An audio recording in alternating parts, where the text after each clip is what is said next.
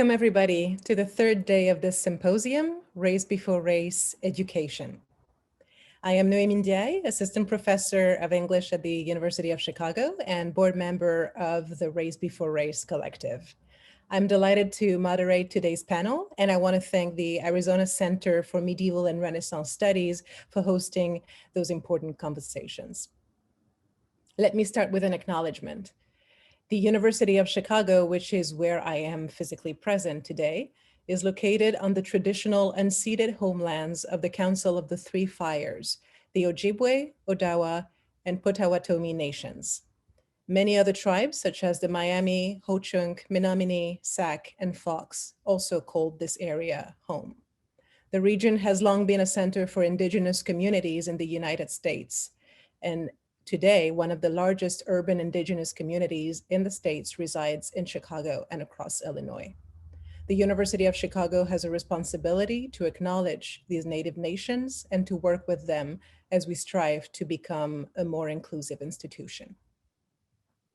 Our speakers today are Ambereen Dadabhoy from Harvey-Mudd College, Eric de Barros from Old Dominion University, and Brenna Duperron from Dalhousie University. I will not introduce them in detail because you can find their detailed biographies in our program for the sake of time. But as pre-modern race scholars and education theorists, they are forces to be reckoned with, and we are extremely lucky to have them with us today. Thank you. Thank you to our speakers for sharing their brilliance with us.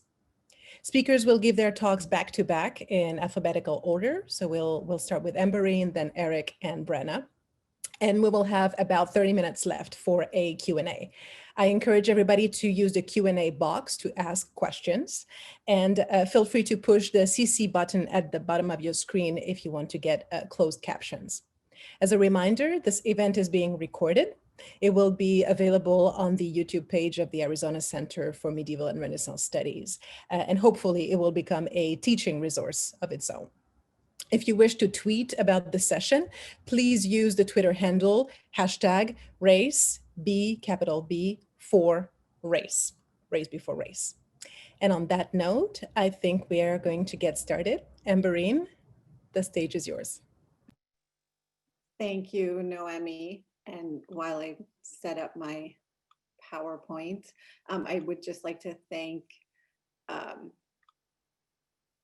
the RaceB4Race board for inviting me to speak on this topic, and also ASU and ACMRS for all of their support. Jeff and Leah especially, thank you so much.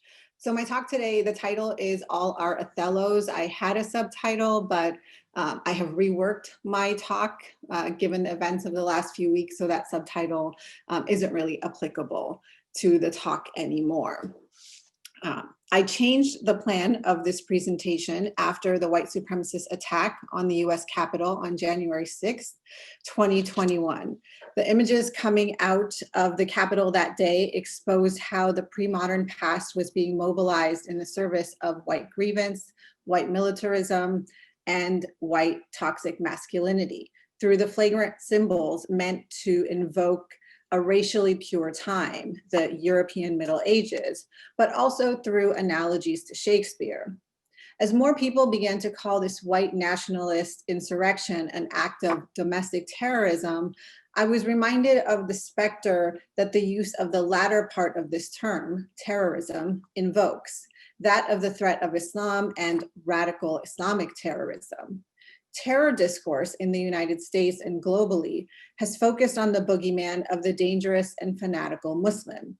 And to use the frame of terrorism within this context might seem like an act of recovery and restitution, a way to acknowledge the blatant hypocrisy of law enforcement, government policy, and the media, which consistently frame white criminal acts as personal and individual grievances, instead of as being ideologically motivated. Rather than redressing the wrong, however, terror discourse deployed in this context is problematic because of the historical mapping of such violence onto Islam and Muslims, which means that the allusion to Islam is ever present, ready to confirm the severity of violence through analogy and the need for continued security and policing of these communities. In light of the renewed conversation about terror, I turned to early modern drama and to Shakespeare to propose that teaching narratives of English and European encounter with Islam can often reaffirm rather than destabilize the securely held and established stereotypes that our students might hold. Today, I investigate the intersections of terror, Islamophobia, and race in Othello and in Ayad Akhtar's Disgraced, an adaptation of Shakespeare's play, and uncover how seemingly recuperative pedagogies and texts can harness white supremacist and Orientalist rhetorical frames to further otherize Muslim identity. Shakespeare's Othello appears to be an ideal text through which to explore the conflict between Islam and Christendom, as articulated through the imperial competition between the Ottomans and the Venetians. On its surface, the play reiterates the binary oppositions that attend to the logics of the war on terror writ large, which are expanding the security state, the imminent threat of radical Islam, Islam's incompatibility with the West, and the inherent and insidious danger and violence of Muslims. The binaries further serve as the moral and political high ground from which Europe and Christendom and/or the United States can launch its offensive and defensive attack on the foreign encroaching other. Indeed, the first act of Othello establishes the Ottoman threat as that of possible cultural annihilation. Moreover, Othello's theft of Desdemona is positioned as an extension of the Turks' potential siege of Cyprus, linking race to religion and both forms of difference to the Ottomans in order to establish their alterity. This unnuanced and flat approach facilitates the clash of civilizations reading, which transforms the Ottomans into outsiders and invaders rather than the dominant imperial power in the Eastern Mediterranean, which they were. Simply exploring the play through its binaries also lends credence to the notion that there were unified entities called Christendom and the Islamic world, historical fictions that elide the deep internecine schisms and wars that characterize the early modern formations of both religions. Indeed, this Christian unity rings particularly hollow in the English context because they were negotiating their own complex and unorthodox religious identity within Christendom. Finally, the polarity Shakespeare develops further disguise the cultural and political intimacies between Venice and the Ottoman Empire, an alliance so objectionable in some European eyes that Venice was routinely called, quote, the Turk's courtesan, end quote. Othello then can be put to use in extending its own early modern brand of war on terror logics and might present one of the few moments in an early modern English or Shakespeare classroom where the past and the present neatly align in their political and cultural investments. We might further consider how performances or adaptations of Othello that locate the play in the present day, knowingly or unknowingly, reiterate war on terror logics in their performances.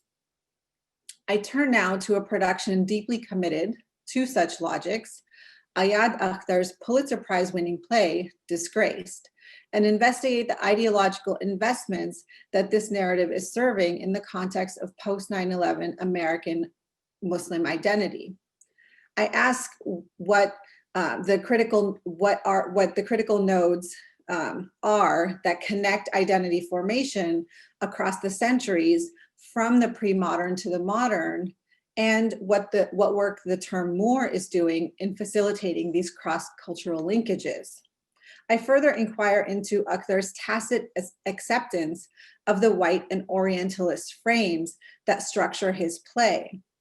Set in New York City in 2011, Disgrace considers the personal and political ramifications of the demonization of Islam and Muslims 10 years into the United States War on Terror. The protagonist, Amir Kapoor, is a successful attorney on the cusp of realizing the American dream and reaching the pinnacle of his career, making partner in his law firm. Confirming his success is his possession of a white American wife, Emily, his expensive suits complete with bespoke $600 shirts, and the premium alcohol he likes to regularly imbibe. Marring his perfect American life is the reminder of his ethnic and religious identity, appearing first in the figure of his nephew, Hussein, and then in the imam who his nephew and wife persuade him to assist. Amir's American nightmare results from the support he offers to this imam, which instigates the unraveling of the lies he's told at his firm, that he's of Indian descent and a Hindu rather than a Pakistani American Muslim. Things culminate for Amir at a dinner party where we learn that his wife's Islamic-inspired art has been accepted in an exhibit at the Whitney, that Amir is so alienated from his cultural and religious heritage that he becomes the mouthpiece for virulent Islamophobia, that Emily has had a sexual liaison with Isaac, the curator of the Whitney show and the husband of Amir's colleague Jory, and that Amir has been passed up for promotion at the firm in favor of Jory, who is an African-American woman. Following these explosive revelations, we get to the play's harrowing scene of domestic violence that, in the fashion of its textual ancestor Othello, requires the brutal attack on a white woman by a brown man.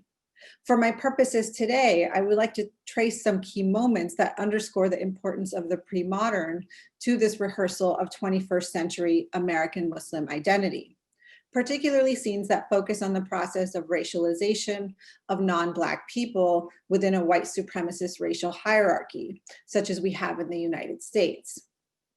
Disgraced opens on a scene of Emily painting a portrait. Here we have Disgraced and Othello, my two comparisons, and now we get to the portrait that Emily is painting. Disgrace opens on a scene of Emily painting a portrait of Amir in the style of Velázquez's portrait of his enslaved servant, Juan de Pareja. The occasion for the portrait is a prior racist incident during which Amir was profiled by a waiter. In trying to process that moment of everyday casual racism, Emily notes that the waiter's actions were motivated by his inability to fully perceive who Amir was, that he was, quote, not seeing you, not seeing who you really are, not until you started to deal with him. And then the deafness with which you did that, you made him see that gap between what he was assuming about you and what you really are, end quote. For those of us familiar with Othello, we hear in this scene an echo of Desdemona's pronouncement that she, quote, saw Othello's visage in his mind, end quote. The waiter's inability to see the reality, fullness, or authenticity of Amir before Amir displayed his social superiority and cultural knowledge uncovers the rupture of identity that Emily seeks to plaster over through her portrait. In other words, Amir's identity is overdetermined by an interpretive frame that allows his body to signify in racialized ways. He is made legible through the Orientalist terror frame, and he can only counter that through a rehearsal of his mimicry of civilized norms. While this instance of casual racism is brushed aside by Amir, Emily becomes fixated on it, and so is painting this portrait in response. Quote, but I started to think about the Velázquez painting and how people must have reacted when they first saw it. They think they're looking at a picture of a Moor, an assistant, end quote. At this point, Amir corrects her that Juan de Pareja was an enslaved man, and after acquiescing, she continues, quote, but whose portrait, it turns out, has more nuance and complexity than his renditions of kings and queens, end quote. Emily's rationale here requires some unpacking because it is quite incoherent as a response to a racist incident against her husband. The most generous and benign reading would point out that Emily is trying to recuperate Amir's image and self-esteem, which might have been damaged by this incident. A more critical reading, however, would note not only the overreaction that is this painting, a kind of white guilt and white fragility that are at the heart of this maneuver, which is an attempt to compensate for systemic racism through personal and individual acts of restitution. Yet this act of restitution is in fact shot through with fetishizing and otherizing a raced male body, and so is itself racist.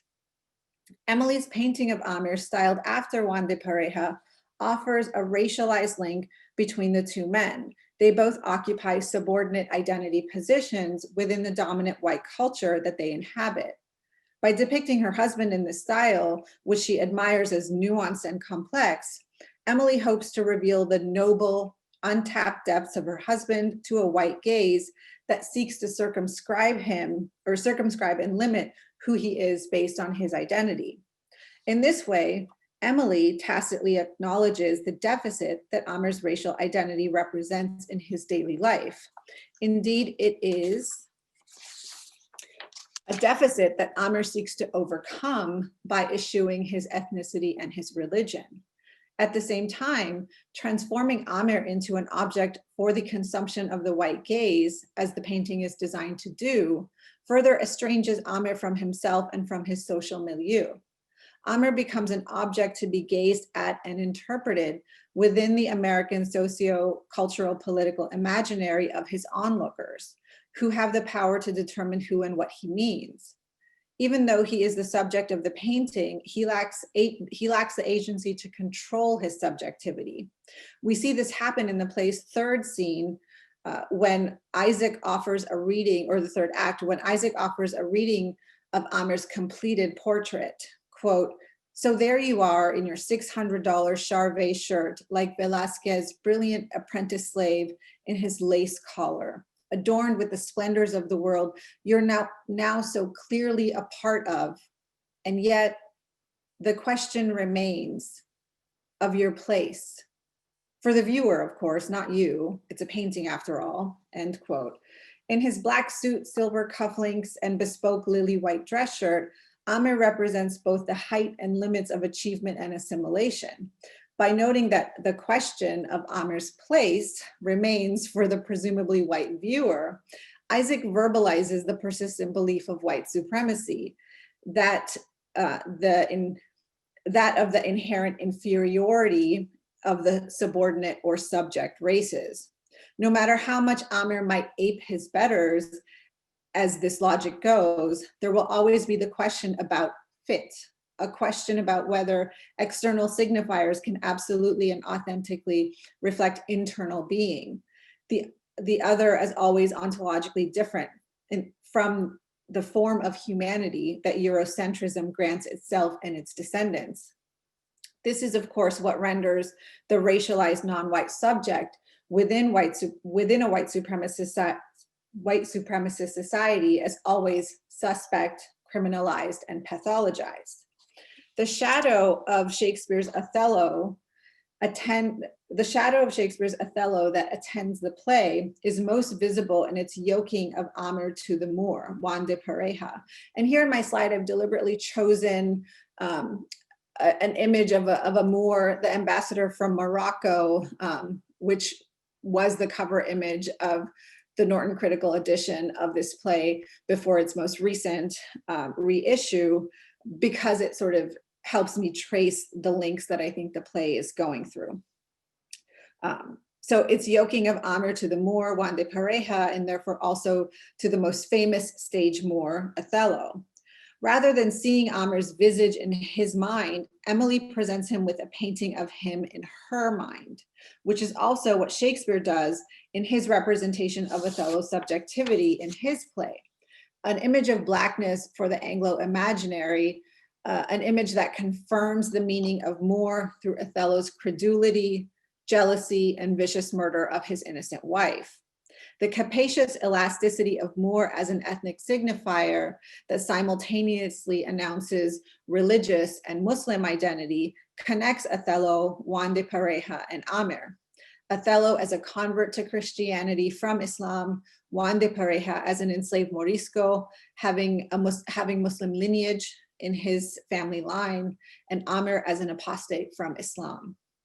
Disgrace draws on pre-modern ethnic discourses to articulate lines of cultural belonging that emphasize the primacy of religious difference and to rehearse the rhetoric of clash of civilizations in order to advance its interrogation of identity within a post-9/11 American milieu. Nonetheless, what remains residual to this investigation is the importance of race within this dialogue, which is the racializing of Islam and the exclusion of Blackness within that formulation. I stress this point because the portrait of Juan de Pareja is central to the play, appearing in every act, operating as a vital symbol of identity and belonging. The play uses the image of a Black man in order to assert Amir's place in this society. The portrait of an enslaved Moor as an avatar for a South Asian Muslim man in disgrace, an avatar meant to signal the questionable and contingent status that Amir enjoys within the US racial hierarchy. The portrait is this. Moreover, it helps position Amir as a stand-in for all Muslims living in the West under war on terror, social and cultural regimes. Such a construction elides the way racial hierarchies exploit anti-Blackness, which allows Akhtar to articulate a form of, quote, "we are the new Black people in America," end quote, without, as Ian Smith pointed out earlier in his talk this week, without the burden of Blackness within such regimes. So you can appropriate without experience. Upon learning that he's been passed up for promotion in favor of Jory, Amir furiously turns on her and exclaims, "You think you're the N-word here?" And he does not say N-word. "I'm the N-word, me." It is an audacious and offensive claim to make to a Black woman, but the play has been leaning into it with the parallel so blatantly drawn between Amir and the enslaved Moor, and through its problematic construction of Jory, who is described in the stage directions as, quote, "mid to late 30s, African-American, is commanding, forthright, intelligent, almost masculine," end quote, and who has a quote from Kissinger prominently displayed above her desk in her office, highlighting her submission to order rather than to justice. We are meant to see Jory as a race traitor in the same way that Amir has disavowed his religion and culture. Another critical occlusion in the play, which follows swiftly upon the heels of the first, is the fact that Black Muslims in America exist, and that their communities, whether they are Black American or Black immigrant Muslim, have been targeted by law enforcement before and after 9/11. Through the FBI's COINTELPRO and CVE programs, and CVE is Countering Violent Extremism. The privileging of South Asian and Arab identity within the discourse of Islamophobia can then collude with the racial hierarchy in this country, not only by sanctioning certain demographics over others, but also by erasing the lived realities of millions of Muslims and appropriating a history of struggle that for civil rights that Black American Muslims have fought for, one of whom, Malcolm X, is highlighted in our conference's program. Akhtar's obfuscations of Blackness within the Muslim community and in the US society allow him to position Amir as the most victimized, playing into a facile understanding of race that relies on, rather than combats, the racial hierarchy. It is a version of the Olympics of oppression.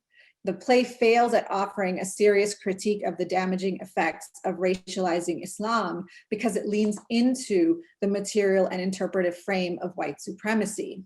By this, I mean that the marginalized characters, whether they are white women, white Jewish men, brown Muslim men, or Black women, must all jockey amongst themselves for power without substantively addressing the system that has put them into contest with one another.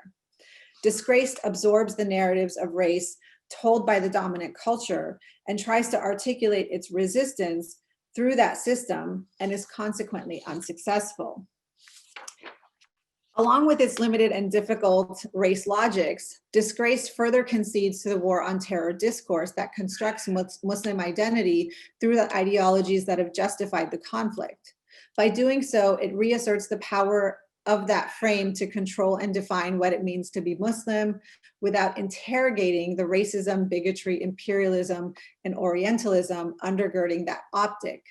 We witness this damaging construction when in the play, violence becomes the only lens through which Islam can be made legible to the Western imaginary, and even to the Muslim who has committed to living in and assimilating to the superior values of Western civilization.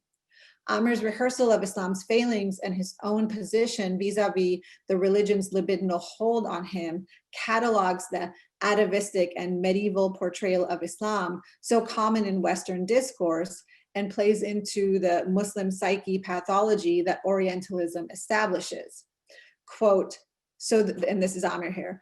So the point is that the world in the Quran was a better place than this world. Well, let's go back. Well, then let's go back. Let's stone adulterers. Let's cut off the hands of thieves. Let's kill the unbelievers. And so even if you're one of those lapsed Muslims, sipping your after dinner scotch alongside your beautiful white American wife and watching the news and seeing folks in the Middle East dying for values you were taught were purer, stricter, and truer, you can't help but feel a little bit of pride, end quote. Amir's litany, which was meant to highlight his difference from those other Muslims, his successful mimicry of a civilized Western subject, fails through his revelation of feeling proud at terrorist violence, a momentary confirmation of the Islamophobic belief that Muslims can't ever be just like us, that they are ticking time bombs. Moreover, the play's reliance on Shakespeare's Othello means that Amir, like his Moorish ancestor, must be made to inhabit the violent wife-beating Muslim identity that he has thus far excoriated. While he does not murder Emily for her infidelity, the play climaxes in a brutal scene of domestic violence, wherein a brown man unleashes his fury and frustration on the helpless body of a white woman. At this moment, then, we see Amir's true Muslim face and not the visage of Emily's mind. The play ends by having succumbed to the narratives it sought to overturn. It caters to a white gaze and confirms everything they secretly suspected but could not say was in fact true. As an afterlife of Othello, disgrace slavishly follows its source by trafficking in stereotype as truth. Moreover, it refuses complexity because of its investment in the terror frame and insistence on the homogeneity of Islam and Muslims. To teach this play to undergraduates is to court deliberate misunderstanding and not to foster empathy toward this community. This is, however, not to say that empathy should be our only goal as teachers of literature. It is, however, to think about our pedagogical investments in cross-cultural engagement and dialogue, and in anti-racism. The last few weeks have vividly revealed the need to combat white supremacy in all aspects of our lives. Our classrooms offer one arena wherein we might take up this work. However, we must continually be mindful of the overwhelming nature of the frame and gaze of whiteness that influences who, what, and how we read and interpret. Let's heed Audre Lorde's caution that, quote, "the master's tools will never dismantle the master's house. They may allow us to temporarily beat him at his own game, but they will never enable us to bring about genuine change," end quote. Our liberation is not in Shakespeare or in the predetermined scripts of white supremacy and Orientalism. Teaching literary texts that have broad investments in these ideologies requires a pedagogy of resistance, of deep and sustained critiques of these texts, and of our own passive interpolation into regimes of power and domination, which might be reinforced in our classrooms. We must then expose and actively reject such epistemologies, especially if we seek to cultivate in our classrooms and in our activism a hermeneutics of emancipation. Thank you. And now I turn it over to Eric de Barros. And let me stop screen sharing. Yes. Thank you very much, Ambereen. First, I'd like to thank the Executive Board for inviting me to share my thoughts on the urgent need for us to work through the relationship between race, Shakespeare, and education. As some of you might recognize from my title, and Who Shot Romeo and How Can We Stop the Bleeding? Shakespeare for Social Justice in Urban America. My thoughts will come in the form of a response to a 2015 documentary entitled Romeo is Bleeding. So with that, I'll begin. In Jason Zeldes's Romeo is Bleeding, a 2015 documentary film about an urban adaptation of Romeo and Juliet entitled Tay's Harmony, the two questions of my primary title are the governing, largely unspoken ones driving the narrative. Trapped within and traumatized by the drug and gang-related gun violence plaguing Richmond, California, and by extension, urban Black and Brown America, Dante Clark, a co-founder of and reluctant teacher mentor for an after-school creative arts program, comes to see in Romeo and Juliet the possibility of a recreative, expressive way out. As both the play adaptation and film capture, Clark and his student collaborators urgently engage in a disciplined and hopeful process of rewriting Romeo and Juliet into a life-saving vehicle for the verbal and performative dexterity of spoken word poetry, a dexterity the film highlights with an impressive combination of soulful music, dramatic sound effects, bold lighting, and extreme close-ups.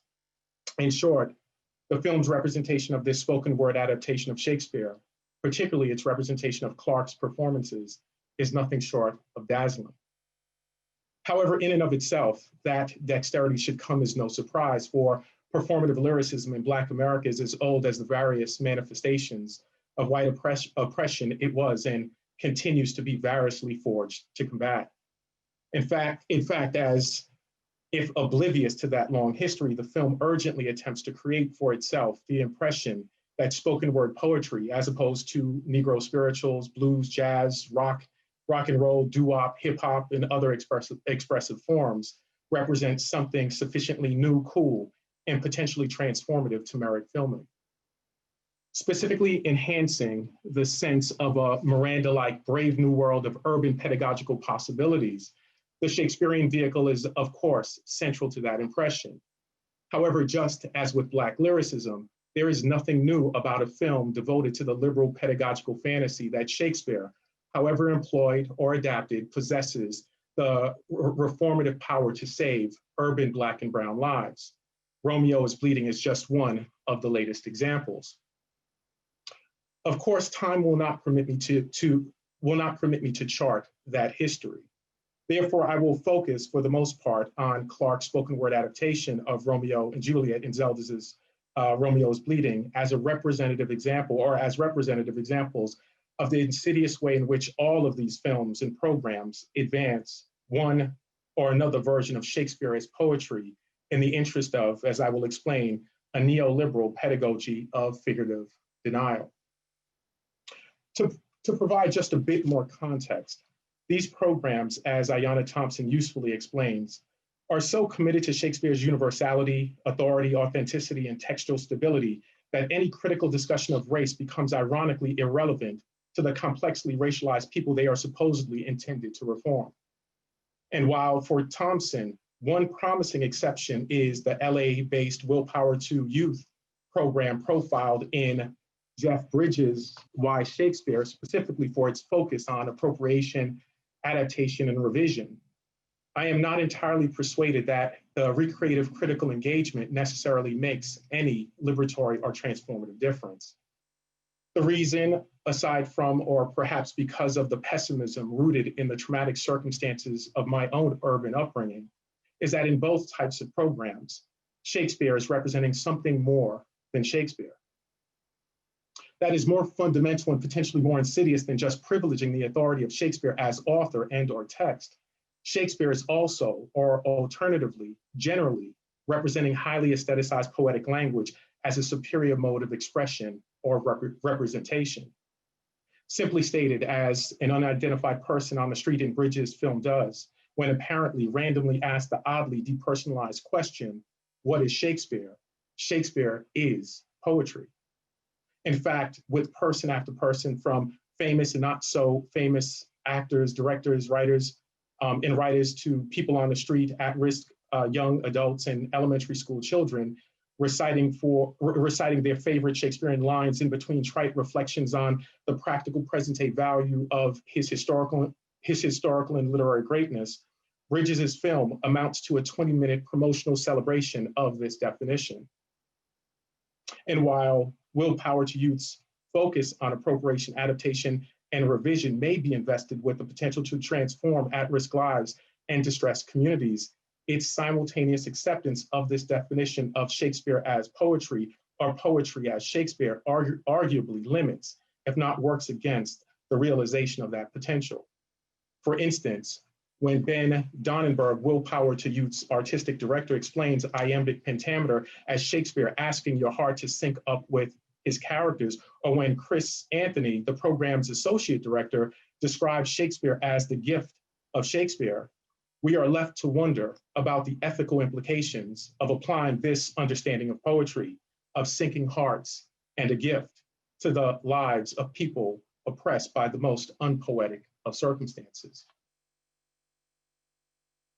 Theodore Adorno's "To write poetry after Auschwitz is barbaric" is perhaps the most famous expression of this ethical skepticism.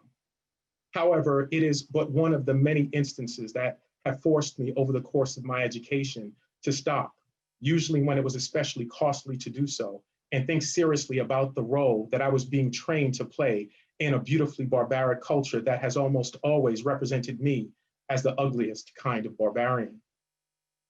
There was Tadeusz Borowski's realization, as expressed in his collection of concentration camp stories, that oppression and exploitation is the price of civilization, and that the fate of the oppressed and exploited, who are forced to live filthy lives and die real deaths, is that they will be forgotten, drowned out by the voices of the poets, the jurists, the philosophers, the priests, who will produce their own beauty, virtue, and truth in religion. There was Joseph Conrad's Heart of Darkness, and its representation of the power of curtsy and eloquence, the gift of voice, expression, poetry to obscure and thereby perpetuate the ugly realities of European imperialism, which mostly means the violent taking of the earth away from those who have a different complexion or slightly flatter noses. There was Chinua Achebe's Things Fall Apart, and its identification of the insidious colonizing poetry of Christianity. There was Ray Durham's I Know I'm Not Sufficiently Obscure, and its rejection of the capacity of poetic language to represent the violent oppression of Black people, with the startling concluding address to white poets. You deal with finer feelings, very subtle, an autumn leaf hanging from a tree. I see a body. Similarly, there was Nikki Giovanni's For Sandra and its rejection of conventional poetry, because for oppressed Black people, these are not poetic times at all. Specifically in terms of Shakespeare, there was Titus Andronicus and its gruesome illustration of the failure of poetic language, when in particular Marcus awkwardly attempts to aestheticize the blood flowing from the mouth of a raped and mutilated Lavinia as a crimson river of warm blood, like to a bubbling fountain stirred with wind, doth rise and fall between thy rosed lips, coming and going with thy honey breath. While not about poetic language per se, there was also Stephen Greenblatt's Marvelous Possessions, and the way the devastation of Amerindian peoples and cultures compels him to ask, should we not say then that words do not matter, before concluding that we are thus forced to abandon the dream of linguistic omnipotence? And finally, specifically in terms of the representational dangers of film, there was Robin Leventhal's uncompromising critique of Steven Spielberg's Schindler's List for using romantic conventions of narrative to wipe away the horrific material realities of the Holocaust. What Clark's Taste Harmony and Zeldas's Romeo is Bleeding fails to see or acknowledge is what these powerful reflections made it impossible for me to ignore. That the relationship between poetic language and the bodies of oppressed people is anything but obvious or obviously good. In fact, it is precisely through that failure that the play adaptation in the film employs Shakespeare as poetry and its equivalent cinematic techniques to mystify or romanticize, and thereby avoid addressing the ugly interconnected workings of racist power as internalized within and historically inscribed upon suffering Black bodies. So in terms of the play, as published by Redbeard Press, a Michigan-based publishing house devoted, as its website declares, to giving youth and marginalized people a space for their voices to be heard, the play's front matter variously celebrates the Shakespeare's poetry fantasy of urban Black reform at the heart of Clark's adaptation. In the acknowledgements, Molly Rayner, the other co-founder of that creative writing group, thanks Clark for all of the hard work, love, energy, and thought he put into the script before sharing. It was Amazing to walk into work every day for 3 months and see Dante sitting at his desk, and that's Clark, deeply engrossed in Romeo and Juliet. I could tell from the way he would smirk and chuckle to himself that he had overcome his initial disinterest in the play, that once he broke through the dense language and began making connections between Verona and Richmond, he came to truly appreciate the genius and humor of Shakespeare. He found a way to honor the original text without being confined by it. Although Rayner concludes that the breakthrough balance between honoring the original text and not being confined by it results in a play that digs deeper into the roots of the conflict and challenges the reader to imagine a counter narrative to Shakespeare's tragedy, the actual play, as I'm arguing, does nothing of the sort. In other words, as I will detail shortly, Clark's adaptation doesn't so much as dig deeper and challenge us to imagine a counter narrative as much as it teases us with flashes of poetic brilliance before letting us off the hook with an evasive and therefore questionable deus ex machina resolution. In that way, what enables Rayner to make and presumably believe such a hyperbolic claim is that her uncritical privileging of the classical humor and genius of Shakespeare is so strong that all Clark really needed to do for his observant and ultimately amazed teacher was demonstrate a sufficient reverence for Shakespeare's poetry in both process and product. For Rayner, the immediate inspiration for this Shakespeare's poetry thinking is actually not Shakespeare, but Louis J. Rodriguez, the poet, activist, and author of Tay's Harmony's Foreword. As Rayner acknowledges, Rodriguez is the model for what we are trying to accomplish with this play, creating social change through art. And we are so grateful for the work that he is doing around violence prevention and communal healing. While I cannot speak to Rodriguez's work and assume he's well-meaning and has made a positive difference, I am not, however, concerned with his articulation in the foreword of a personal, neoliberal, even Oprah Winfrey style self-help understanding of creative expression. I am going to make a bold statement, he begins. A statement that may grate the ears of practical-minded, cost-conscious, and uninspired persons, usually, unfortunately, among those who run government schools and corporations. The arts save lives. The arts are the best antidote for violence, disconnection, depression, and alienation. For Rodriguez, the arts have little, if anything, to do with the cultivation of a revolutionary critical consciousness that might inspire efforts to resist, dismantle, or maybe just reform the existing profit-driven structures of production and consumption. In other words, for him, creative expression is not about the structural, institutional, social change that I think Rayner is suggesting. On the contrary, it is about the reformation, really the salvation of the individual from the physical, personal, emotional consequences of those structures, which Rodriguez also conveniently individualizes into the unimaginative a-hole bureaucrats that are so easy for us to blame and hate. In that way, Rodriguez's creative expression effectively works on and through the bourgeois individual of his own creation as the poetry of a secular religion with all of the neoliberal colonizing potential that goes along with it. There are at least two troubling ways in which Clark's play realizes that potential. The first is its uncritical objectification of the Black female body. And the second, as I have already indicated, is its evasive deus ex machina resolution. As immediately indicated by the double entendre of the title, Tay's Harmony, Clark assumes for Tay the possessive, perspectival position of the traditional Petrarchan lover over his love interest, Harmony, because according to the Shakespeare's poetry ideology that shapes him, shaping them, that's what a clever poet is supposed to do. Indeed, after their initial encounter in Clark's version of the mask scene, Tay poetically gazes at Harmony with, "But I can hear it, the eruption of her blood from volcanic times in Richmond that mold her obsidian dark shades of hardened rock exterior, bruised and brittle, deep within with a sharpened shine that's fair, a black stone, a jewel, fashioned for kings to wear." While a sympathetic attempt to represent Harmony as a physical and emotional victim of Richmond's traumatizing realities, This passage also ironically repeats that victimization with its poetic symbolic objectification of her as a valuable piece of jewelry fashioned to be worn by a king like Tate presumably imagines himself to be. In the next scene, as if to translate the refined image of kingly jewelry into the lower register of present-day consumer consumption, Clark represents Tay following, really stalking Harmony into a Target department store.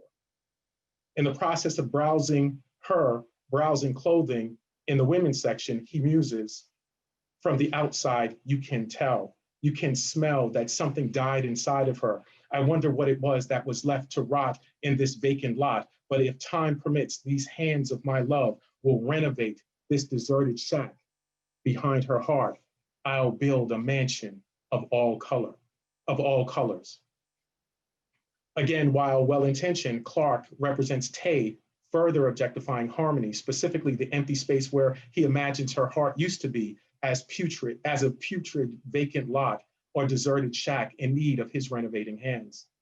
The obvious problem to many, if not all of us, is that these instances of female objectification have little to do with Shakespeare as interpreted by more than 30 years of feminist and critical race scholarship. In other words, they lack any critical or ethical awareness of Shakespeare's own complex representation of the violent, racialized, and imperialistic power implicated in the tradition of the Petrarchan love blazing that he inherited. In the specific case of Romeo and Juliet, as Robert N. Watson and Stephen Dickey highlight in their important pro-feminist reading of the play, Clark is unaware that by having Tay engage in this creepy, voyeuristic cataloging of Harmony's body, he is actually poetically perpetuating the culture of violence he is attempting to use creative expression to end. That is to say, in these instances, Clark is not simply positioning Tay as a romantic would-be lover.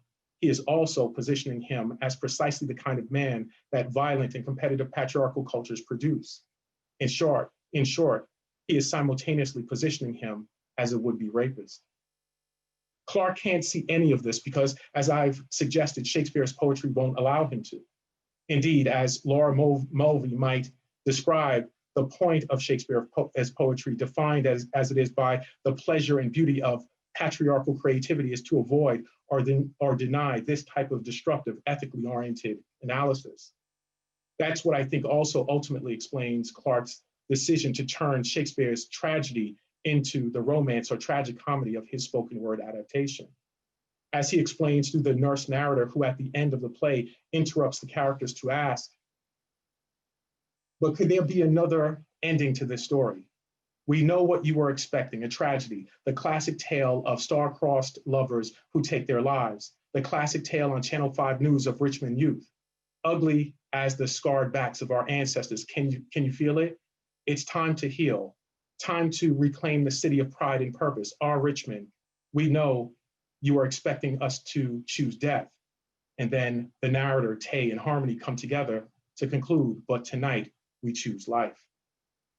This Deus Ex Machina comes a few scenes after Clark's version of the Mercutio Tybalt double homicide. In that scene, after Tay shoots and kills T.Y., the Tybalt character, for shooting and killing Gemini, the Mercutio character, he hides out in a nearby town of Pittsburgh, California. Soon after, he learns that a pregnant Harmony has been beaten and hospitalized, and that rumor has it that he's responsible. He then determines that he can no longer stay away, declaring to the friend who delivers the news, "I'm not running no more. I didn't do this. Somebody lying on me. I'm tired of running. Whatever happens, happens. But I gotta go see my girl and my seed." Both families arm themselves after learning of his decision and converge on the hospital with every intention of continuing the tragic cycle of violence. This is where the tragedy ends, for Clark uses this point in the play to build up to the nurse narrator's interruption and the closing image of everyone laughing and dancing. The only problem is that this choice of life depends on forgetting the earlier scene of death, and specifically that Tay is still presumably wanted for T.Y.'s killing.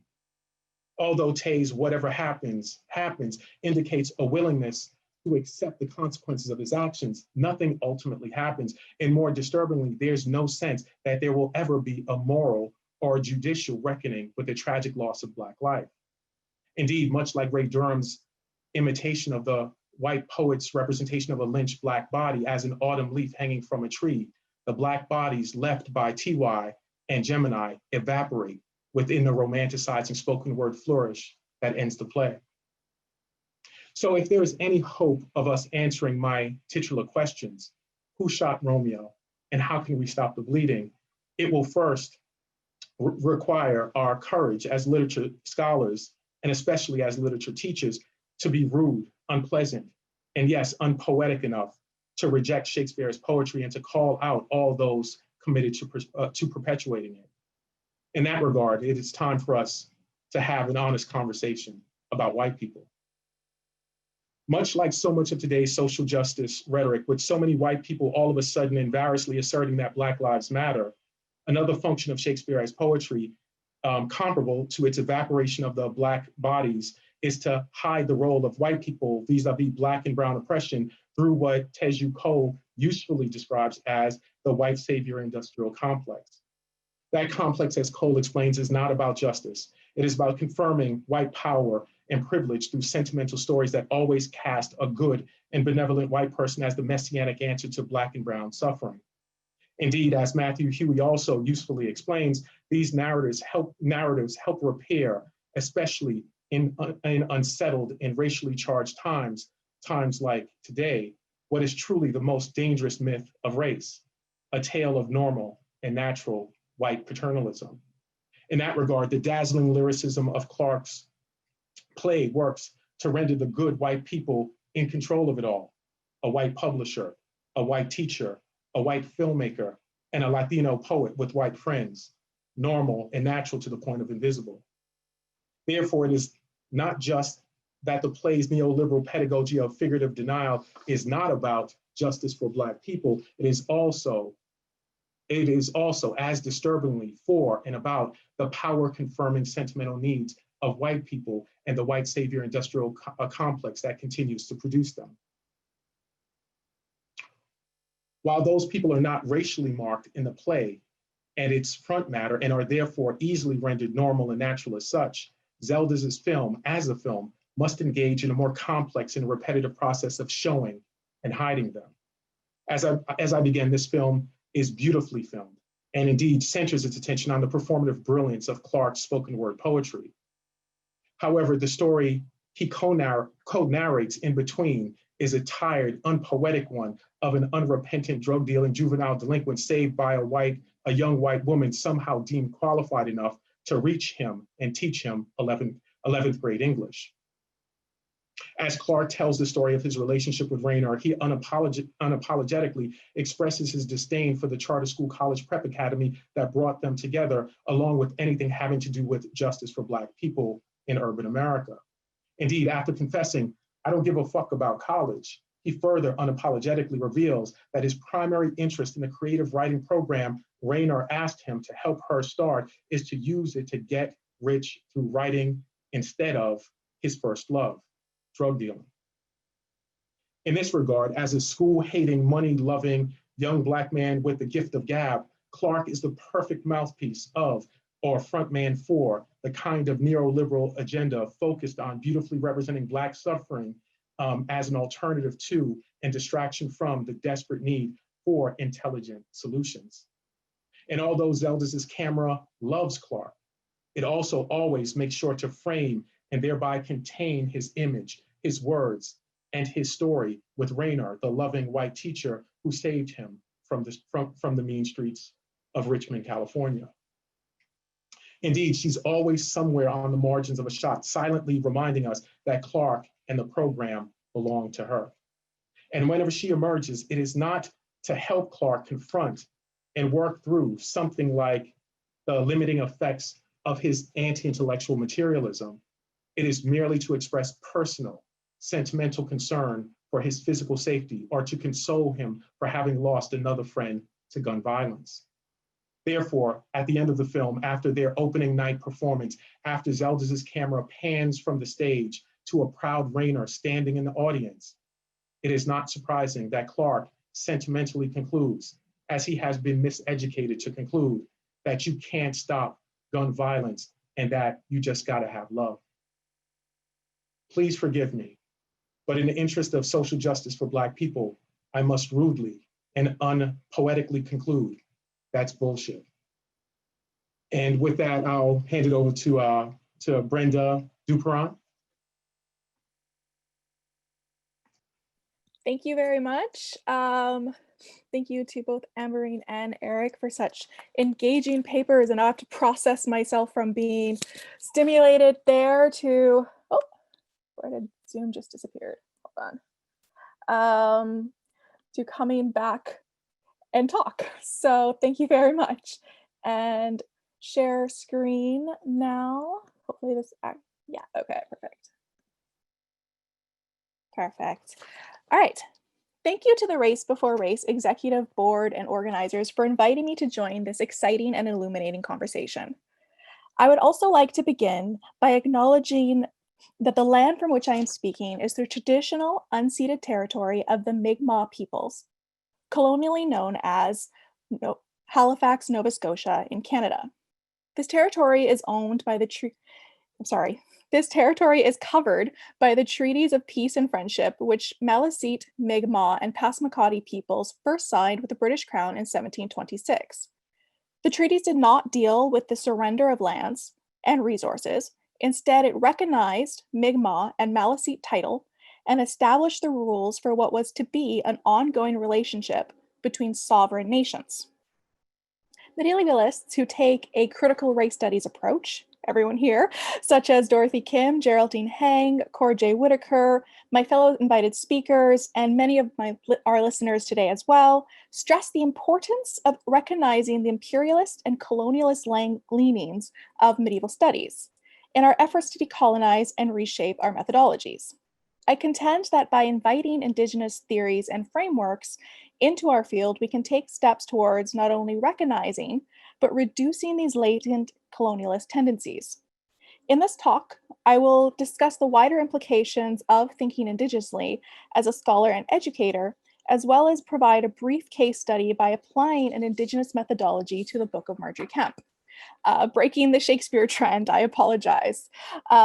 This is a small part of a much larger project. However, I invite us to slow down my own voice, and learn to think with both of our eyes. I do hope that this initial work sparks a curiosity in my listener, that you consider how you could potentially work with both your eyes open as well. And I will remind us not to be afraid of the unfinished, the fragmentary, or the beginnings of our academic explorations.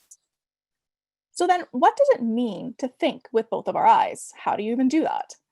It comes from the Mi'kmaq theory of Etwaptimunk, or two-eyed seeing. Etwaptimunk is a reconciled pedagogical approach that integrates Western European academic systems with Indigenous ways of knowing, coined by Mi'kmaq elder Albert Marshall.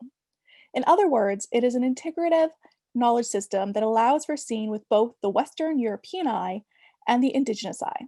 Marshall explains it as, two-eyed seeing is hard to convey to academics as it does not fit into any particular subject area or discipline.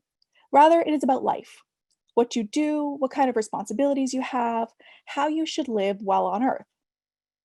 A guiding principle that covers all aspects of our lives, social, economic, environmental, etc. The advantage of two-eyed seeing is that you are always fine-tuning your mind into different places at once.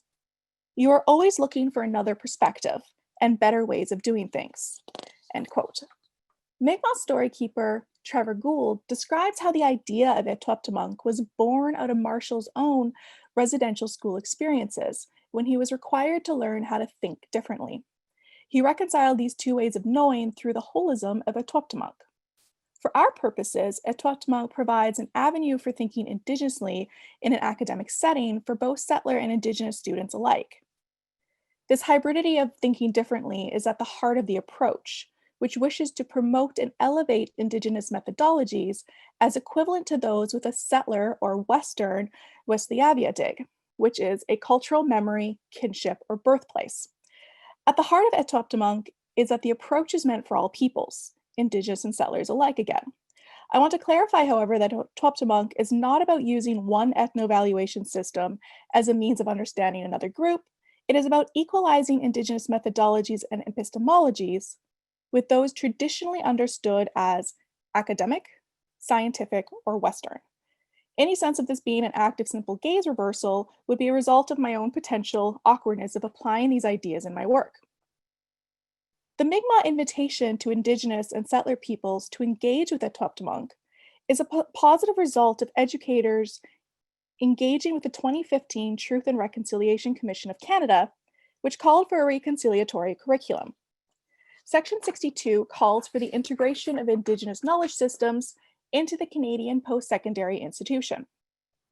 Well, okay, I may be twisting this a teeny bit as they are explicitly calling for the funding to educate teachers of post-secondary institutions on how to integrate Indigenous knowledge and teaching methods into classrooms.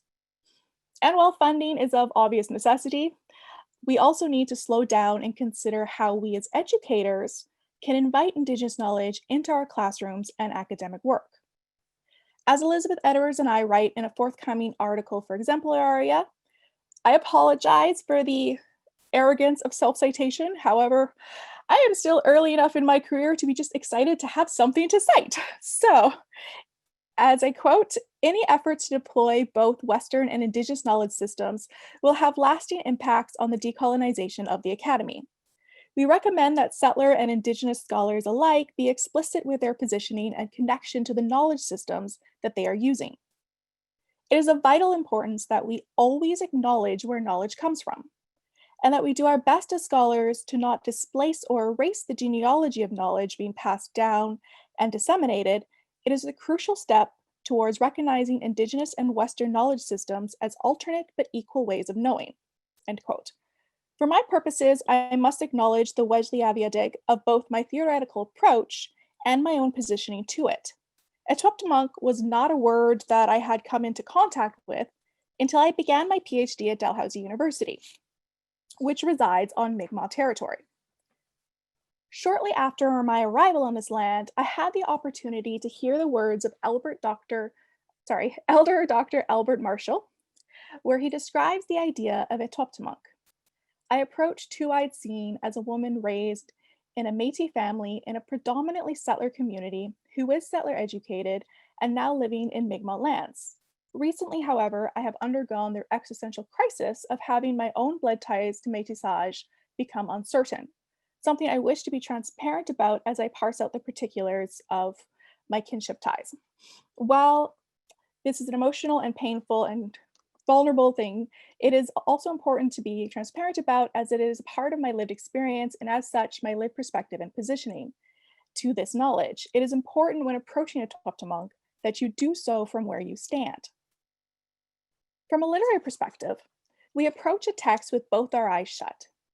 Using our Eurocentric Western trained eyes, we analyze, we deconstruct, we use our expensive academic training to take the text apart to understand it. We put the text under a microscope to illuminate its truths. Using our Indigenous eye, we connect, we see the collective, we understand knowledge to be a living force, and therefore so is the text. We strive to see the whole and not just the threads that create the picture. We end by closing the book and with it our eyes. We need to learn to sit comfortably in the unknown and the known, to let the unknown, the mistakes, the errors, the confusions, or just plain weird elements of a text sit in their glorious imperfections, and to remain somewhat unknown. In a more holistic reading, we do not need to smooth out the contradictions or correct for perfection, or even at times edit for clarity.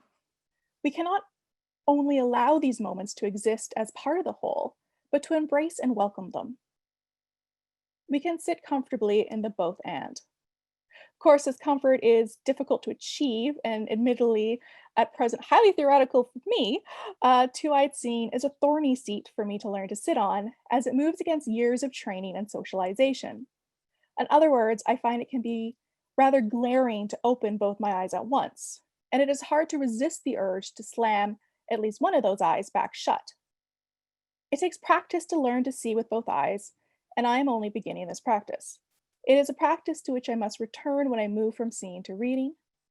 I recognize it as an always incomplete task. I recognize that it may lead to imperfections in the approach or execution, which is part of the process of learning to shift perspectives and to think and operate in a different way. And turning briefly now to my case study on the Book of Margery Kempe, a 15th century autobiography of a female mystic that explores and depicts her spiritual relationship with Jesus Christ. So pretty far from Shakespeare land over here. I propose to look through both my eyes by reading the Book of Margery Kempe through Métis scholar Warren Caryou's depiction of orality. In an Indigenous literature course, Caryou conducted a pedagogical experiment for the course. Throughout this semester, Caryou found that sorry, I just skipped a line, I apologize. In the Indigenous literature course, Caryou conducted a pedagogical experiment and taught this course without a textbook, employing a local elder to act as a living textbook for the course. Throughout the semester, Caryou found out that the students who were engaged with the speaker throughout his presentations performed better than the students who attempted to frantically transcribe every word of the story. These findings led Caryou to argue that the intellectual boundaries surrounding the study of Indigenous literature have long been permeated with a colonial approach to learning that has erroneously conflated learning with writing. His work disrupts the hierarchy of writing over orality by demonstrating that consuming the narrative by listening offered a unique style of learning or reading that writing could not access in an oral culture. Writing disrupted the flow of knowledge dissemination. In the context of this class, he highlights that writing and reading does not equal learning and that we need to decolonize our pedagogy to account for multiple ways of learning or knowing. My reading of Caryou's experience is that it highlights the importance of engagement and connection between the speaker and the listener. In other words, it highlights the importance of interaction between educator and student. In turning my eyes to the Book of Margery Kempe, my understanding of her pedagogy is that Kempe alleges a primary miracle for her spiritual purity, her ability to blur the boundaries of language and communication through spiritual connection, interaction, and engagement. Through the purity of their faith, Kempe and selected good clergy members can overcome the perceived bodily consciousness barrier of language and can perfectly understand one another through the grace of God. The first miraculous occurrence, and the only one to occur around a textual rather than an oral situation, is situated in the prome. To assist with live transcription, I have included the Middle English on the slides in front of me, but will speak the translations orally. The book was so evilly written, quote, the book was so evilly written that he, the priest, could learn very little from it. So it's neither good English nor German, nor were letters shaped or formed as ordinary letters are. Therefore, the priest believed fully that man should never be able to read it, unless through special grace. She, being Margery, took the book again and brought it to the priest with good cheer, praying him to do his best, and she would pray to God for him and purchase grace to read it, and also to rewrite it. The priest, trusting in her prayers, began to read this book, and it was much easier, he thought, than it was before. End quote.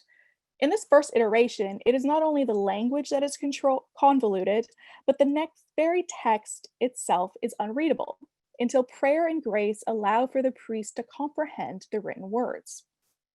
There's a recurring trope throughout the text that Kempe keeps returning to, this particular ability as proof of her goodness and her unique capacity to access a spiritual consciousness that allows her to interact across the systemic boundaries of knowledge.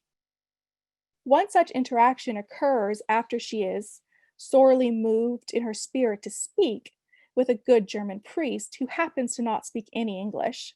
The text describes how they first had to interact through an interpreter, for she can only speak English and he could not speak English at all. But after praying for 13 days, they could understand each other perfectly, even though he did not understand the English of anyone else. The anecdotal miracle is reintroduced about 7 chapters later, when members of her troublesome fellowship accuse her of being shriven by a priest who could not understand her language or her confession, which was considered a problem. In response to the accusations against her goodness, they devise a plot to prove whether he could understand English or not, and it was all just fake. The English priests speak English in front of him in order to effectively try and catch him out. But he is incapable of understanding their English. In order to prove the work of God, Kemp decides to tell a biblical story in her own language of English, and the German confessor was able to, in Latin, tell them the same words that she had before spoken in English. This incident confirms that the only English that he could understand was from Kemp, and the only German that she could understand was through the good priest, for they were linked at a spiritual level, which overcame their bodily boundaries. Neither had to change their original speaking for the other. The ability to transcend the language boundaries between the priest and Kemp implies that the spiritual connection overrides the earthly or bodily boundaries of learning. Language is a byproduct of orality and literacy, or vice versa. The inability to communicate across linguistic boundaries is an earthly construct that is in direct opposition to the spiritual holistic approach to knowledge that Kemp seems to advocate for in her work. The red rating methodology that I have attempted to give a very quick overview to as an introduction of how we can make use of this. To date, it's the red rating methodology, a term coined by Jill Carter for reading canon texts through Indigenous methodologies, has been most notably used as a means of decentralizing a Eurocentric reading of indigeneity in North American literature. In the works of Arnold Krupat, Louis Owen, and Gerald Visner, or alternatively, some have argued for the use of the creative adaptation of canon texts, such as the 2012 Canadian National Arts All Aboriginal King Lear, my small reference to Shakespeare to fit in with my panel. However, after listening to Eric's excellent paper, I will have to re-give how I feel about creative adaptations and think of it through with more ethical skepticism and stick to what I know better as a form of red reading through theory and methodology. However, if Indigenous theory and methodologies are only used on so-called post-contact texts in returning to the tendency to focus on Eurocentric readings of indigeneity in later North American literature, we risk further marginalizing Indigenous knowledge systems within preset boundaries based on a settler-conceived dichotomy of pre- and post-contact. In an effort towards continuing decolonization and reconciliation in the classroom, it is important that settler-based institutions and mindsets not control how Indigenous knowledge is used or disseminated. It is our tendency as Western academics to focus on disrupting and complicating previous schools of thought. I suggest that we again expand past any narrow definitions of what constitutes scholarly practices and consider the possibility of disrupting and complicating while illuminating and complementing. It is only by seeing with both eyes that we can move towards understanding the whole picture. I would like to thank you again for including me in the program today and for all the great talks today. Merci. Merci à vous. All right, thank you so much to our three speakers for those three papers. You gave us a lot to think about. Again, I encourage auditors to type their questions in the Q&A box. And in the meantime, I'd like to give a brief response or comment to this fabulous cluster of papers. It seems to me that those three papers converge beautifully in their shared concern with the many ways in which well-meaning woke pedagogy can backfire.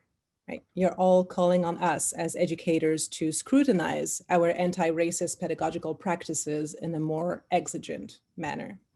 Both Ambereen and Eric are drawing our attention to the risks of an under-examined pedagogy that seeks to make Shakespeare more relatable. I thought relatability was really a key concept here.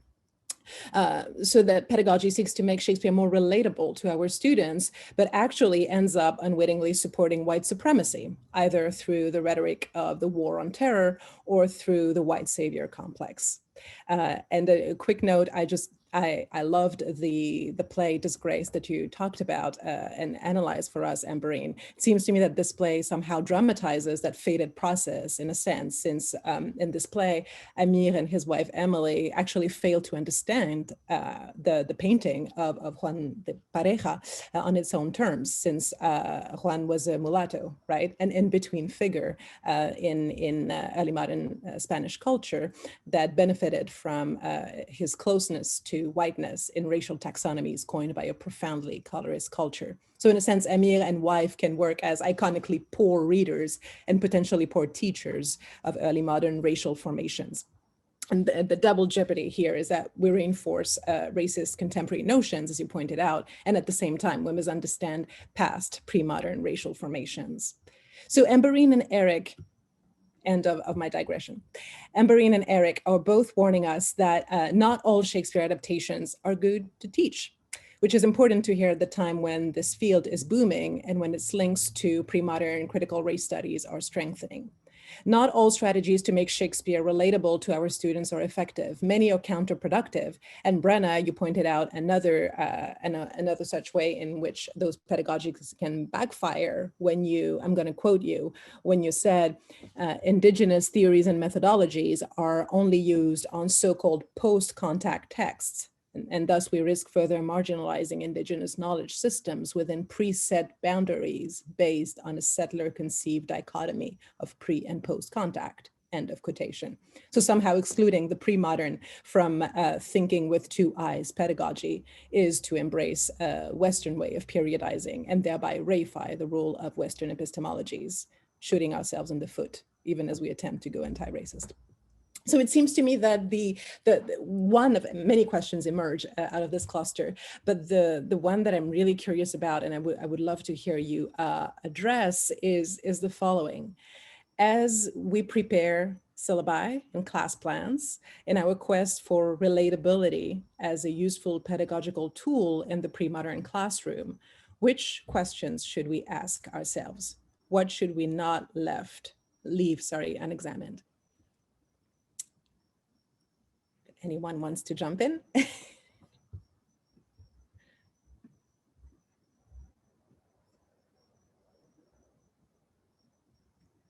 Ambereen, I see movement, I see action. I saw Eric too, so you can follow up on me. I have a real problem with relatability, even though that is a mode in which we have been encouraged to kind of get students into the pre-modern. It is a kind of colonizing mode of thinking, right? How do we make this thing that is outside of ourselves speak to the experience of our North American students? And I'm just sort of speaking from where I'm teaching.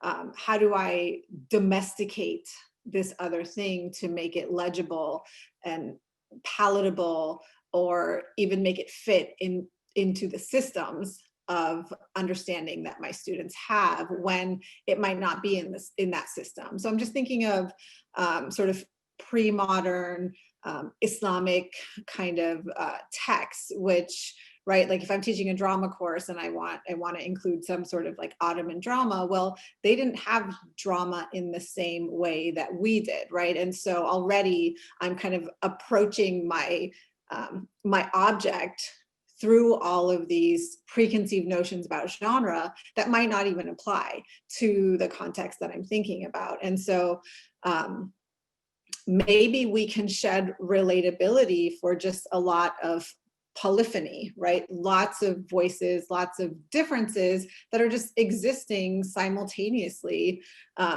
across the globe, and that's how people were, and that's how people are. And if you don't understand it, that's okay. I'm a big fan of in Shakespeare adaptation, for example, when things aren't translated, and as someone who, if I don't speak that language, like I just have to figure it out or be okay with not knowing what's happening, and we're just still moving along. And I know that's frustrating, and people are so used to, I think especially Americans, we're so used to understanding and having the other be made comprehensible for us, that I think can also be a useful pedagogical moment. And then I'll turn it over to my That was great. I think one of the things that's suggested in the term itself, relatability, is the pressures that we face as literature teachers to maintain or to increase enrollment, right? So there's the relatability. There is, in some ways, to identify students who bring a quote unquote love of literature. And so it's a way that the way that we're pressured to quote unquote market the discipline. I think that runs us into a lot of problems, especially if we're engaged in, as I'm sure we all are, engaged in the kind of social justice oriented pedagogy. So it's the questions that, I guess the question that we can ask ourselves is, how prepared are we to push back or to resist the way in which our institutions are pressuring us to market our courses, our discipline, in a way that makes sense to them, right? Within a capitalistic system. How willing are we to go to battle, as it were? And I think that what's necessary in that, or as part of that process, is to engage with our colleagues in a process to push back, just to say that if we're gonna endure or survive as a discipline, it's not going to be through that kind of neoliberal kind of middle brow love of literature or Shakespeare. The world that's unfolding in front of us is infinitely more complicated and difficult than that. That kind of escapist way of selling literature is not gonna sustain or perpetuate us as a discipline. So I'll stop there. Brenna, do you want to share some thoughts? Okay. You're on mute. Am I on mute? Okay.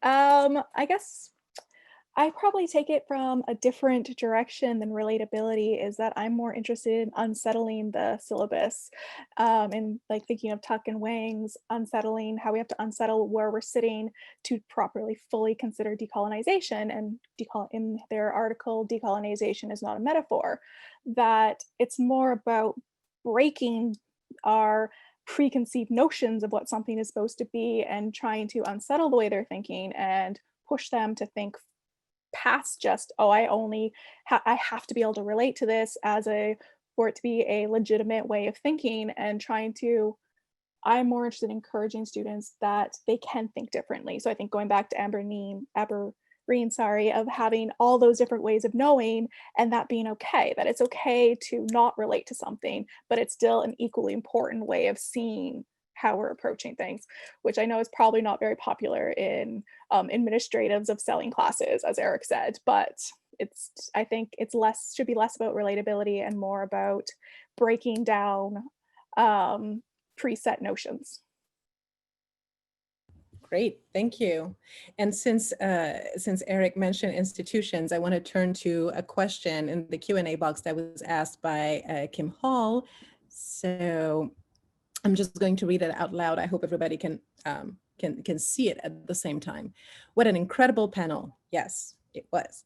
Thanks to the speakers for these rich and provocative papers. The papers flag a range of institutions, law firms, museums, schools, teachers, theaters, the church, the Canadian government.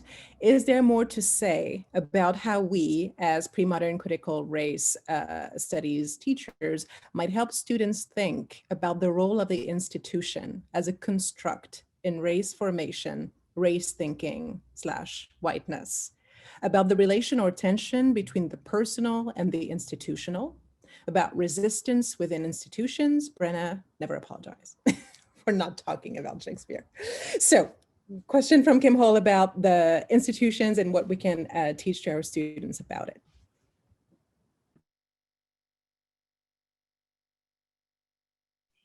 I will just say that Disgraced won a Pulitzer Prize. And for me, that's so egregious because it is an institutional validation of something that is just sort of proving to a majority white elite audience the things that they think that they already know about these people. Even though Akhtar says, you know, I'm trying to unsettle these stereotypes, I'm trying to upend them, there's no real evidence in this text that that's what's happening, right? And so that institutions are in the business here of kind of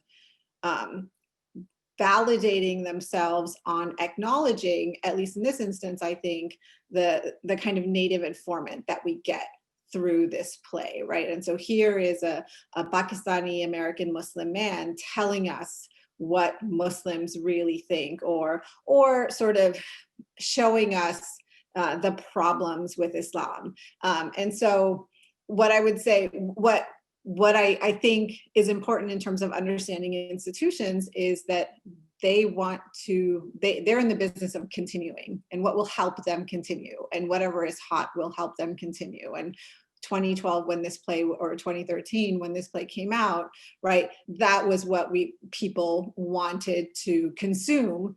And so that's what he gave them.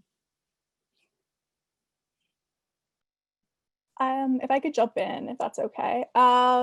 I think from a Canadian context, in teaching Etaptamank or Tuaitsin, bringing that into your classrooms, you're already going to have to talk about institutions, because the need for us to think with two eyes and the need for us to break down and decolonize is because of these institutions that were put in place many years ago with the residential school system, which was a system that required families to lose touch with their community, and themselves children were taken from their homes, put into these schools, not allowed to access their language, not allowed to access their culture, and all sorts of trauma and violence around that, and the abuses that occurred in the schools themselves.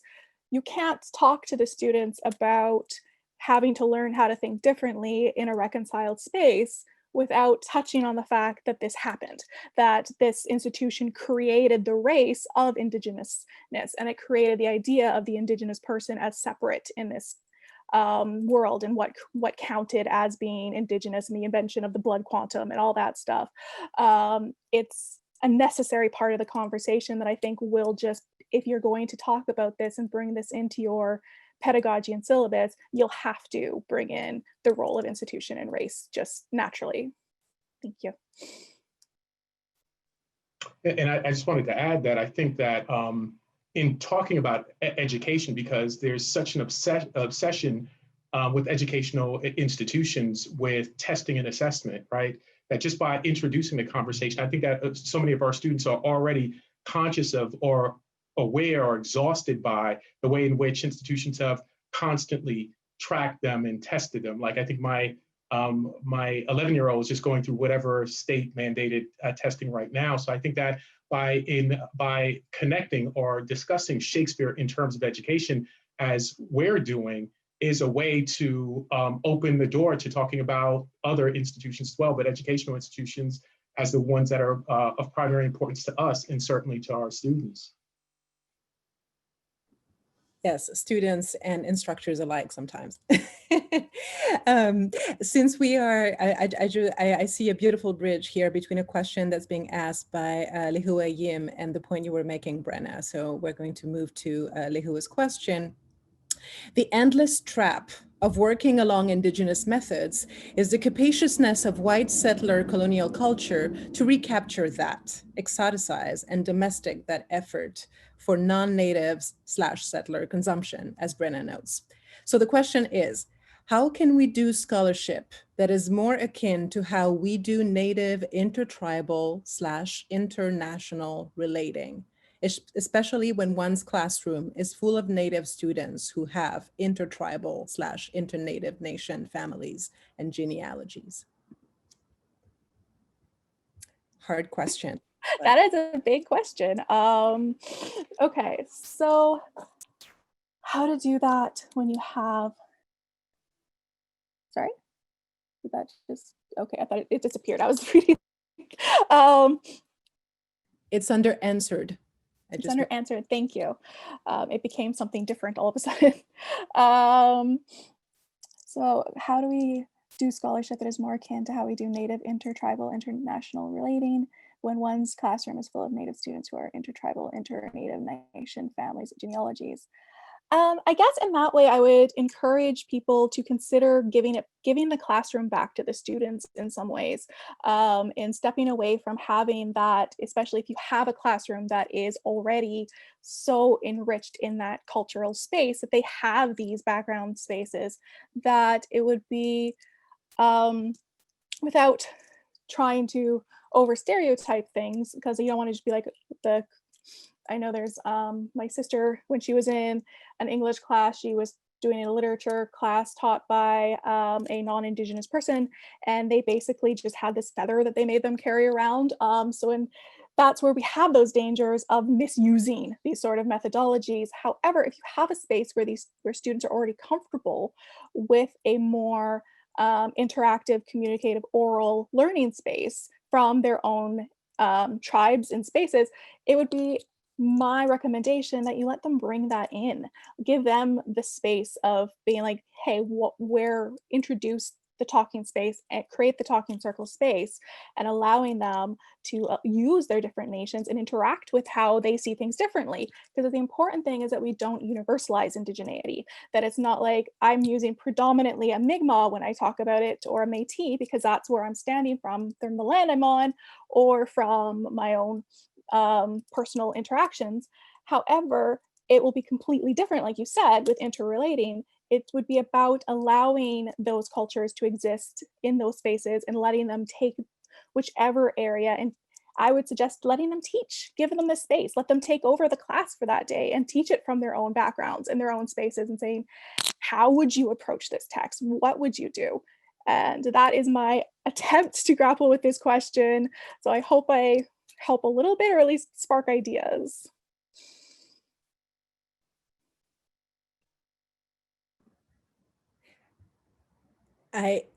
Thank you so much, Brenna, for this answer. We have so many wonderful questions in the Q&A box, and so many of those are gravitating around the idea of the institution. This is so interesting. We have one question from Vanessa Corredera, who is thanking you all for those fantastic talks. She is struck by how all three speakers mentioned during talking back, challenging, unsettling. What support do you think pre-modern critical race studies scholars, especially BIPOC scholars, undertaking this pedagogy need from their institutions and their fields? What helps them undertake this vital but challenging pedagogical work?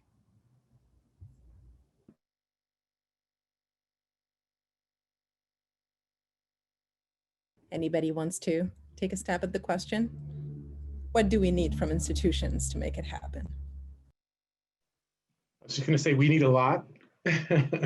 But the challenge, I guess, with institutions, as I mentioned before, is there's for them the focus on enrollment, right?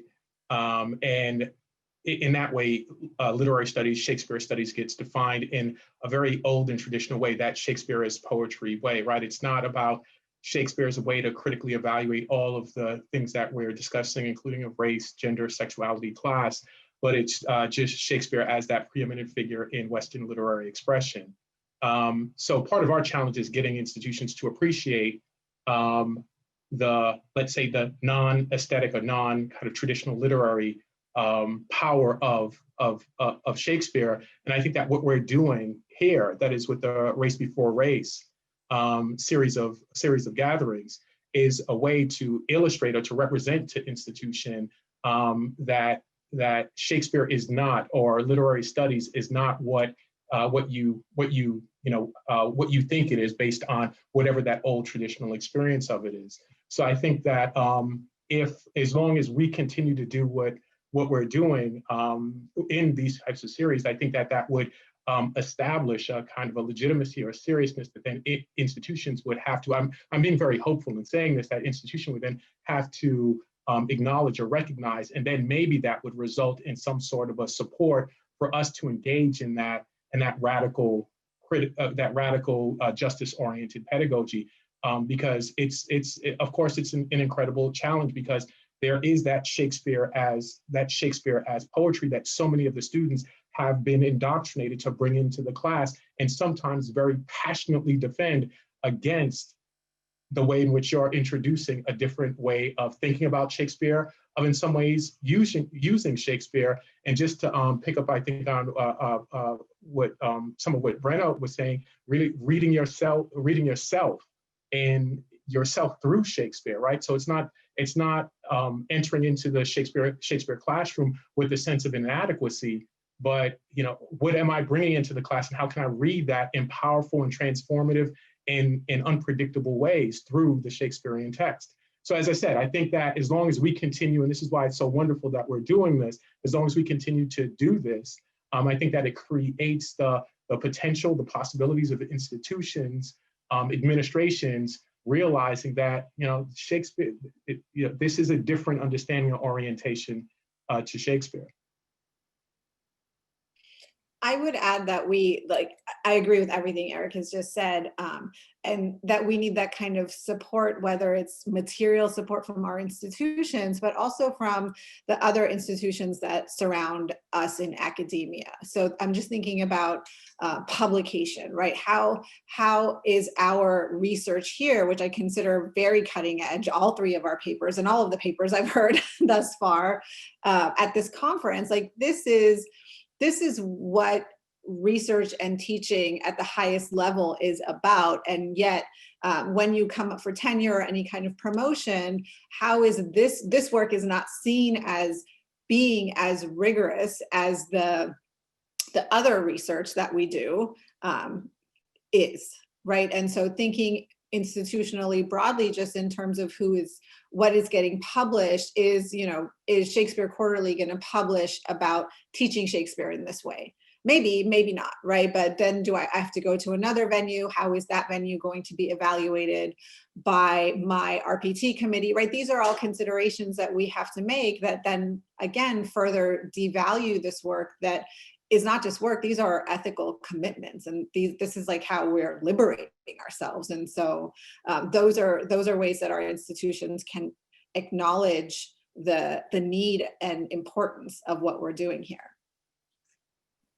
I would also add that they need to reshape their understanding of who counts and who should be allowed to talk in some spaces. So for things like, it would be important if institutions allowed students to have elders on as committee members in like their PhD situations, that you don't have to necessarily have gone through the Western academic side of things to count as someone who can speak in those spaces, because it's showing respect for the learning process that goes into becoming an elder. It's a lot of work to get to become a knowledge keeper, and there's a lot that's gone into it.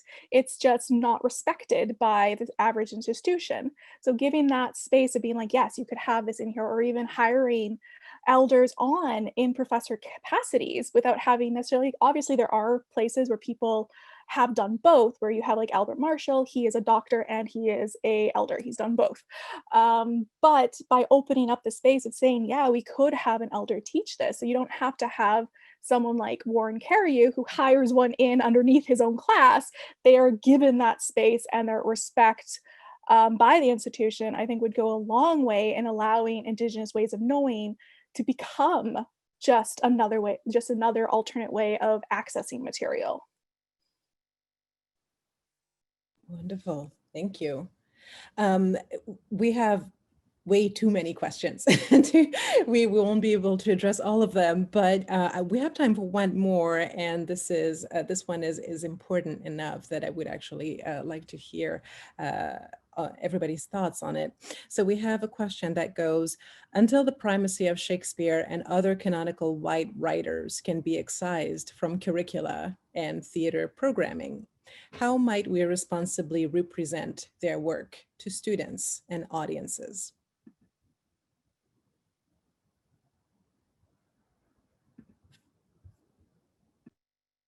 The hard question.